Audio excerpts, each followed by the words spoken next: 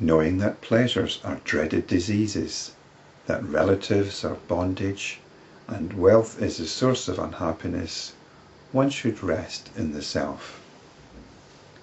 The not-self is samsara, and resting in the self is supreme good. Hence, one should be oneself as the void of consciousness. This has to be taken in the context of what was said in the previous video. This is all directed to the enlightenment practitioner.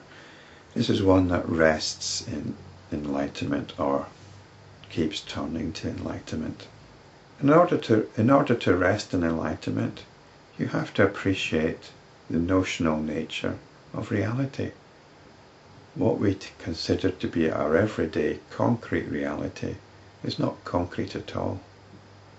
It's ephemeral, transient, and notional.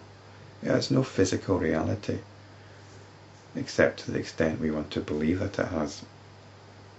I know that sounds absurd, but this has been explored fully previously. The point is, we don't want to believe this. We don't want to believe that physical reality is notional. It seems absurd to say it. And now I'm looking for the arguments, the emotional arguments. The conceptual arguments are quite clear, whether you want to do it from a physical point of view, a scientific point of view, or any other point of view. We've explored the arguments about and shown, at least intellectually, that physical reality is notional. But emotionally we don't want to buy into it, even if we accept it intellectually. Emotionally, we are still caught up in the fundamental conviction that there's a me here and a real world out there, a real physical world out there. And these emotions are here described as pleasures, desire for pleasure, or comfort. Comfort's a strong one. Comfort and convenience. These are very strong driving forces in the consumer society.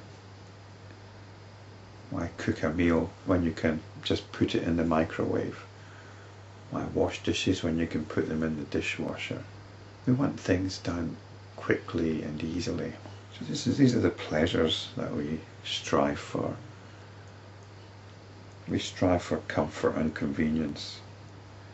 Relatives are bondage. Your loved ones are bondage. We can't really go along with that, can we? Does this mean that we're supposed to stop loving our dear ones? No, it doesn't mean that at all. I'm exploring a Hindu text here, but the essential wisdom is no different from the wisdom of Buddhism. In Buddhism you have this contradiction.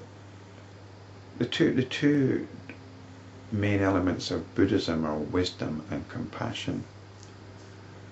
Wisdom is realizing the essential nature of things, the impermanent, empty nature of things. So how does that go with compassion? Well, it means that an essential lovingness can prevail. In fact, it means that true love can prevail. It's love that's not based on notions. It's the real feeling, the real deal. Most of what people call love is an idea of love. But if people talked about loving instead, loving's the genuine feeling, the real thing. So I prefer not to talk about love. I prefer to talk about loving. There's either loving going on or there isn't. Whereas people talk about love as some kind of permanent ideal, which is obviously a notion. And as a notion, its reality is limited. But if there's loving, there's no disputing that. Loving is what is happening. It's either going on or it's not. There's either loving or there isn't. So, relatives are bondage only in the sense that we've got ideas about relatives. ideas about love, ideas about how we should behave and what each person means in the great scheme of things, or in our scheme of things. That's the bondage. It doesn't mean to say that we go cold and that we are no longer loving, just the opposite. It means the loving can flourish when we give up limiting notions. So it's notions of relatives that are bondage, and wealth is the source of unhappiness. We're always trying to better our situation, if not for ourselves, for others. So we get on this treadmill of accumulating more and more wealth. But what in effect is happening is wealth becomes a substitute for loving. When do we ever have enough wealth? It's that excuse. Wealth is the excuse for not resting in the self, because we've got to get on with making our wealth. So these are excuses, these are emotional excuses for not resting in the self. We're looking for convenience and comfort. We've got other people that we need to be concerned about. We don't want to be selfish. And we want to achieve wealth, if not for ourselves, then for our loved ones, our dependents. So these are the excuses, these are the emotional excuses that we make for not resting in the self.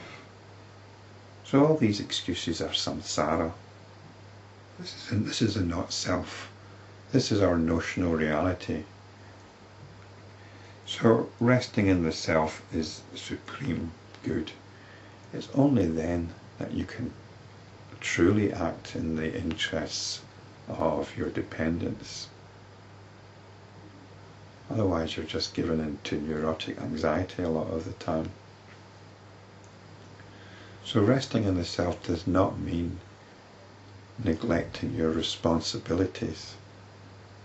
Just the opposite. It should enable you to carry out your responsibilities more effectively. So let's not have any excuses, intellectual or emotional, for not coming back to the self. There's no excuse. Hence, one should be oneself. This is the only way you can be yourself, as the void of consciousness.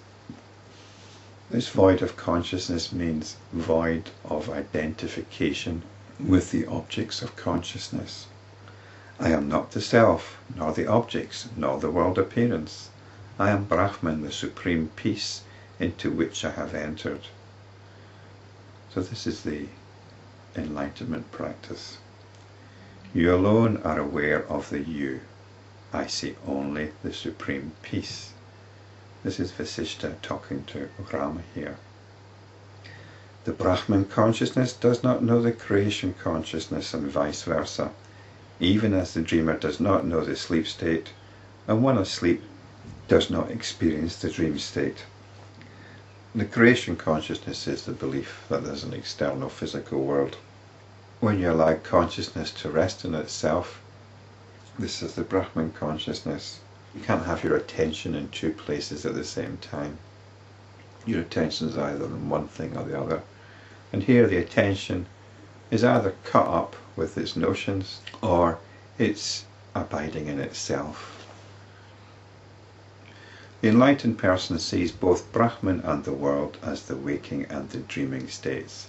So Brahman, when the attention is resting in itself, this is like the waking state, and the world is like the dream state. Hence he knows all these as they are. So the dream state here is the world of notions, ideas about things that we identify with and take as real. The one that's established in Brahman, the one that's practicing enlightenment, feels awake, is awake to the notional nature of things and the reality of their own consciousness.